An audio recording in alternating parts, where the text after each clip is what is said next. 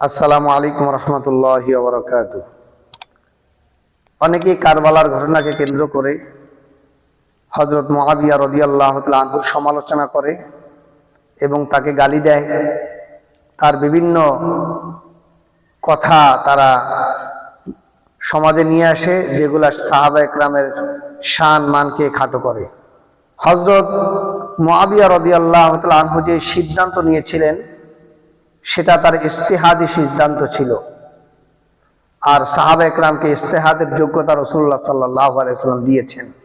আর সাহাবা একরামের সমালোচনা করা অসংখ্য হাদিসের মধ্যে আল্লাহ রাসূল নিষেধ করেছেন এবং আকীদার কিতাবের মধ্যে স্পষ্ট রয়েছে যে যারা সাহাবা একরামকে গালি দিবে, সাহাবা একরামকে যারা দুশমন মনে করবে, ঈমানদার যারা তারা ওই সাহাবা একরামের সমালোচনাকারীদেরকে দুশমন মনে করা, তাদের থেকে পৃথক হয়ে যায় তাদের ঈমানি দায়িত্ব।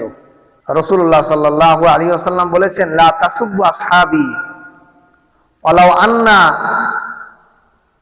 আন্না আহাদাকুম আনফাকা মিসলা উহুদিন যাহাবান মা বালাগা মুদ্দা আহাদিহিম ওয়ালা নাসিফা। রাসূলুল্লাহ সাল্লাল্লাহু আলাইহি ওয়াসাল্লাম বলেছেন, তোমরা আমার সাহাবীদেরকে গালি দিও না। যদি তোমাদের কেউ উহুদ পাহাড় পরিমাণ স্বর্ণ যদি আল্লাহ রাস্তায় দান করে, তো আমার সাহাবীদের এক মুদ অথবা অর্ধমুতের সমান তোমরা পৌঁছাতে পারবে না। সেজন্য সাহাবা একরামকে গালমন্দ করব না। আর মুআবিয়া রাদিয়াল্লাহু তাআলা আনহুর মর্যাদা ছিল আকাশচুম্বী। তিনি একজন কাতেবে ওহী ছিলেন, রাসূলুল্লাহ সাল্লাল্লাহু আলাইহি ওয়াসাল্লামের জলিল কদর একজন সাহাবী ছিলেন।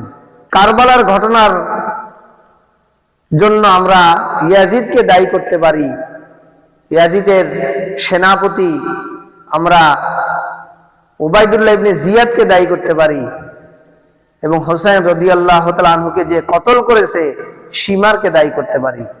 কিন্তু এই ঘটনাকে কেন্দ্র করে মুআবিয়া রাদিয়াল্লাহু তাআলা আনহুকে গালি দেওয়া, তার গালমন্দ করা, তার সমালোচনা করা কখনো ঈমানদার মুসলমানের জন্য কাম্য হবে না। সেজন্য সাহাবা একরামের সমালোচনা থেকে আমরা সব সময় আমাদের জবানকে হেফাজত করব, অন্যথায় আল্লাহর লানত, রাসূলের লানত, ফেরেশতাদের লানত চলে আসবে আমাদের উপরে। আল্লাহ রাব্বুল আলামিন আমাদেরকে সাহাবা একরামের শান মানকে সমুন্নত করার তৌফিক দান করেন, আমিন।